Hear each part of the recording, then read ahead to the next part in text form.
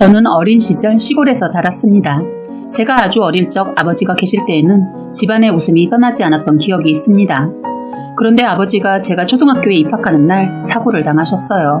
엄마와 저는 저의 입학을 하기 위해 학교에 갔고 아버지는 밭에 나가 일을 끝내고 오신다고 새벽에 나가셨어요. 저는 유독 아빠를 좋아해서 계속 뒤를 돌아보며 아빠가 왔는지 확인을 했습니다. 그땐 시계 볼 줄을 몰라 어느 정도 시간이 흐른 줄 몰랐지만 교실로 들어와 선생님 말씀을 듣고 있는데 사람들이 하나둘 빠져나가는 겁니다. 그런데 갑자기 뒤에 있던 엄마가 누군가와 얘기를 하더니 막 우시더니 기절을 했어요. 저는 놀라서 자리에서 벌떡 일어나 엄마에게 달려갔습니다. 선생님도 말씀을 하시다 어떤 사람과 얘기를 하더니 달려와 저의 손을 잡으시고 안아주셨어요. 사람들은 엄마를 둘러감싸고 엄마 얼굴에 물을 뿌리셨어요. 정신이 든 엄마는 저를 먼저 찾으시더니 제 손을 잡고 교문 앞으로 뛰었어요. 저는 엄마의 발걸음을 따라가지 못하다가 넘어졌는데 힘겹게 저를 일으켜 세운 엄마는 정신이 거의 반 이상 나간 상태에서 택시를 탔어요. 저는 그때 처음으로 택시를 탔던 것 같아요. 그래서 저는 철이 없어서 그런지 엄마가 무슨 일 때문에 이상하다고 느끼면서도 처음으로 타본 택시라 신기해했어요.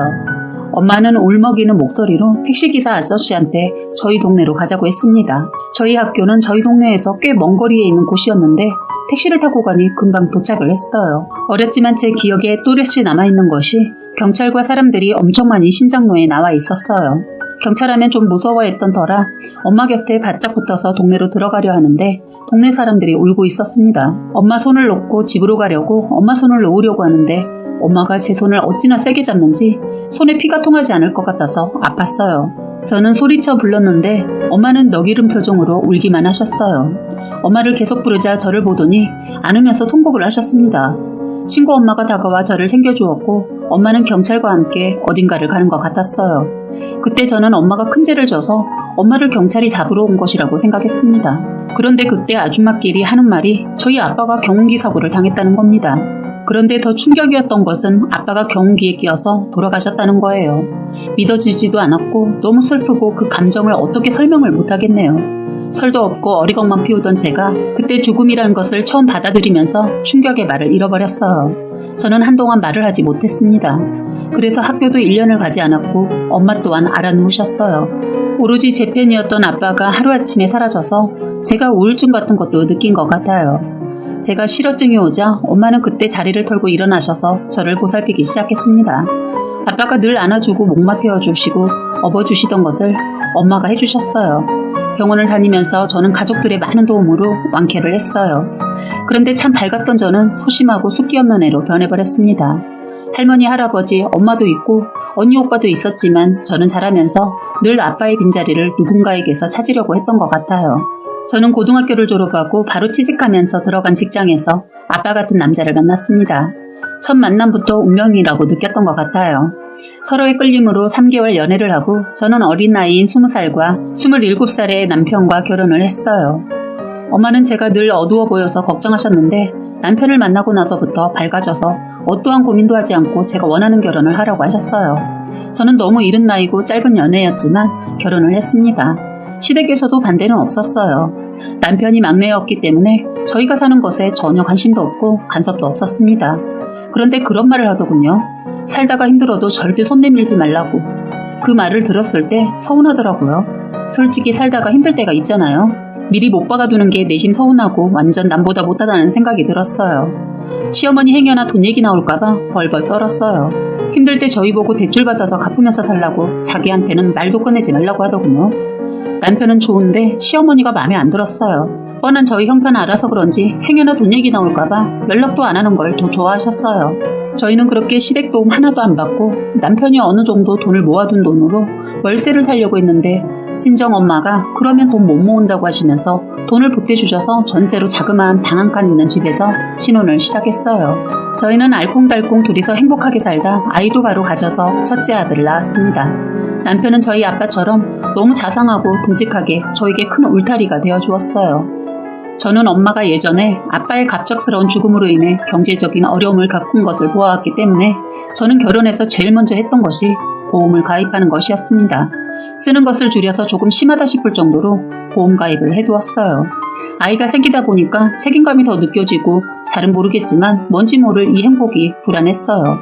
그 불안이 어떻게 보면 트라우마 같은 건데 내 행복을 누가 시샘할 것만 같았습니다. 왜냐면 너무 행복했거든요. 그리고 이런 행복 속에서도 또 하나 늘 불안했던 것이 안전에 대한 강박이었습니다. 남편이 회사 가고 떨어져 있으면 불안했습니다. 아이를 가지고 나서는 아이가 있어서 그런지 점점 조금 덜 하다가 아이가 태어나고 나서부터는 거의 사라졌어요. 아무래도 육아에 지쳐서 하루하루 보내다 보니 그렇게 됐던 것 같아요. 그러다 바로 둘째를 가졌어요. 육아가 힘들었지만 선물 같은 둘째 임신도 너무 좋았습니다. 저희는 정말 열심히 살았어요. 남편이 원하던 딸을 낳았을 때 남편은 고맙다고 하면서 울더군요. 남편은 완전 저희 아빠가 저를 이뻐해 주시듯 딸바보 아빠였어요. 그런데 이 행복은 저희 딸이 돌이 되기 2달 전까지였습니다. 남편은 출근길에 그만 음주운전을 한 차에 치여 그 자리에서 즉사를 했다고 합니다. 저는 이 모든 상황을 받아들이지 못해 많이 혼란스러워했고 정신을 차리지 못했어요. 그때 제 기억으로는 시어머니도 정신이 없었을 텐데 또렷이 기억에 남는 것은 그때 제일 먼저 보험에 대해 물어봤던 것 같아요. 제가 보험을 꽤 많이 들어놓은 것을 우연히 알게 된 적이 있었거든요. 그때 그걸 보시면서 힘들게 살면서 뭘 그렇게 많은 보험을 드냐고 하시면서 처음으로 참견하셨던 게 보험이었어요. 어머니는 쓰잘머리 없는 보험 많이 들어놨다고 하시면서 해지하라고 그럴 돈 있으면 용돈이라도 달라고 닥달하셨던 분이셨는데 기가 막히게도 사고가 나자마자 제일 먼저 챙기셨던 게 보험에 가는 것이었습니다. 저는 하루아침에 2아이의 가장이 되어야 하기도 하지만 남편 잃은 슬픔에 세상을 다 잃은 듯 싶었는데 시어머니는 보험금 먼저 챙기는 거 보고 인간 같지 않아 보였어요. 힘없이 쓰러져 있는 저에게 시어머니는 시어애미 너 정신 바짝 차리고 보험금 잘 챙겨라. 바보같이 그냥 합의하지 말라고. 보험 들어놓은 것도 꼼꼼히 잘 살피고. 저는 그때 귀에 시어머니의 말이 웅성웅성하는 것처럼 들려서 무슨 말인지 몰랐는데 저희 언니가 말해줘서 알았네요. 제가 말도 안 하고 반응도 보이지 않자 시어머니는 저희 집에 가서 보험 증권까지 챙겨서 병원으로 가져왔다고 하더군요. 그걸 보고 저희 친정엄마가 사돈 미쳤어요? 아들이 죽었어요. 이런 거 지금 챙기고 싶으세요? 엄마가 한 소리 하니까 시어머니 한다는 소리가 이미 죽은 놈은 죽은 놈이고 산 사람은 살아야지 않아요? 애미가 이럴 줄 알았나? 보험을 엄청 들어놔서 돈이 꽤 될 거예요. 저희 언니가 발끈해서 어떻게 엄마라는 사람이 저러냐? 너네 시어머니 돌았나 봐. 아니 아무리 돌아도 저렇게 도냐? 하자 시어머니 네가 뭘 한다고 그래? 사는데 돈이 얼마나 중요한데. 알죠. 그런데 지금 이러셔야 해요. 아드님이 아직 이곳에 여기 병원에 있다고요. 하니까 내 아들이고 내 아들이 나에게 남겨두고 간 선물이야. 니들이 간섭할 게 아니라고. 저희 친정 식구들은 시어머니의 행동을 보고 혀를 찼다고 하더군요. 그리고 시어머니는 저희 친정 식구들의 말에 개의치 않고 오로지 보상금 챙길 궁리만 했다고 합니다. 저는 그때 거의 정신만 차리면 기절을 반복하다시피 해서 조문객을 제대로 받지도 못하고 쓰러져 있었는데 잠깐 정신을 차리면서 저는 시어머니가 시누이한테 말하는 것을 듣게 되었어요. 시어머니가 오기 전까지는 시어머니의 목소리가 그리 크지 않았는데 먼 곳에 살고 있는 시누이가 도착을 했는지 시어머니는 시누이를 보자마자 더 기세등등해서 장례식장을 잔치라도 하는 마냥 큰 소리로 떠들더군요. 그런데 더 저를 화나게 하고 저를 정신바짝 차리게 했던 것은 시어머니 저희 딸을 보고 한다는 말이 지혜비 잡아먹은 것. 저게 태어나고 되는 게 없었어. 내 자식 잡아먹은 것. 저는 제 귀를 의심했습니다. 그런데 또다시 하는 말이 우리 큰 손자가 태어나서는 살림도 삐더니 저것이 우리 아들 잡아먹었어. 저는 순간 벌떡 일어나 시어머니 있는 곳으로 가서 시어머니한테 테이블에 있는 육개장을 들어 시어머니 면상에 던져버렸어요. 무슨 정신이었는지 모르겠어요. 순간 장례식장은 난리가 났습니다. 시누이가 발끈해서 너 지금 뭐 하는 거야? 너 내 동생 잡아먹더니 미쳤구나? 몇 년 만에 나타나서 한다는 소리가 꽤나 자기 동생 생각한다는 듯이 말을 하더군요. 내가 잡아먹었냐? 그리고 언제 동생 챙겼다고 여길 와? 동생이 죽으니까 얼굴 보네. 우리 같은 것은 신경 쓰지 말고 잘 살든 못 살든 간섭하지 말고 신경도 쓰지 말라고 했다며. 여기가 어디라고 와? 너도 내 남편 보상금 궁금해서 왔냐? 육개장을 뒤집어 쓴 시어머니는 인연이 내 아들 잡아먹더니 돌았구나. 네가 일부러 죽은 거 아니야? 참 기가 막혔습니다. 시어머니란 인간이 남편 사고에 대한 것을 저와 제 딸 때문이라고 탓을 했습니다. 육개장을 뒤집어 쓰고 저에게 달려들려는 거 저희 엄마가 시어머니 뒷머리를 잡아서 바닥에 내팽개쳤어요. 그러자 시누이년이 저를 잡으려고 하더군요. 언니랑 오빠 올케가 나서서 시누이년을 잡았어요. 이것들은 내 손으로 끝내야 속이 시원할 것 같아서 말했어요. 난 한 푼도 당신들한테 돈 안 줘. 너희들이 우리들한테 해준 게 뭐가 있는데 여기 와서 보상금 타령이야? 이 사람 아직 살아생전 모습 그대로 있는데 너희들이 사람이야? 어떻게 이럴 수 있어? 오늘부터 난 당신들 모르는 사람이야. 이곳에서 당장 꺼져. 제 말이 끝나자 다들 힘을 모아 둘을 끄집어냈어요. 시어머니와 시누이 장례식장에서 쫓겨나고 얼씬도 못하게 저희 오빠 친구들이 입구를 지키고 서 있었습니다. 그런데 밖에서 아직 가지 않고 있다고 해서 가봤더니 시어머니 조문객으로 온 사람들이 부주금한 것을 달라고 하더군요. 저는 그것을 챙겨 나와 시어머니와 시누이 면상에 뿌려버렸어요. 인간 같지도 않은 것들한테 봉투에 넣어 친절하게 전해주는 것은 예의가 아닌 것 같아 제대로 줬습니다. 땅바닥에 떨어져 있는 것을 줍느라 정신이 없더군요. 이제 계산은 끝난 것 같으니 내 앞에서 다시 나타나지 마. 버러지 같은 인간들. 그게 그 인간들과 끝난 줄 알았는데 몇 년 동안 저를 괴롭혔어요. 아들 목숨값을 달라고 하더군요. 저는 끝까지 주지 않았습니다. 그때 제가 피하는 것이 상책일 것 같아 외국에 이민 가서 살고 있는 오빠 집으로 피해 있었어요. 한국에서는 숨어도 어떻게 찾아오더라고요. 오빠 권유로 저도 이민을 고민하다 애들 데리고 오빠 도움을 받아서 이민을 갔습니다.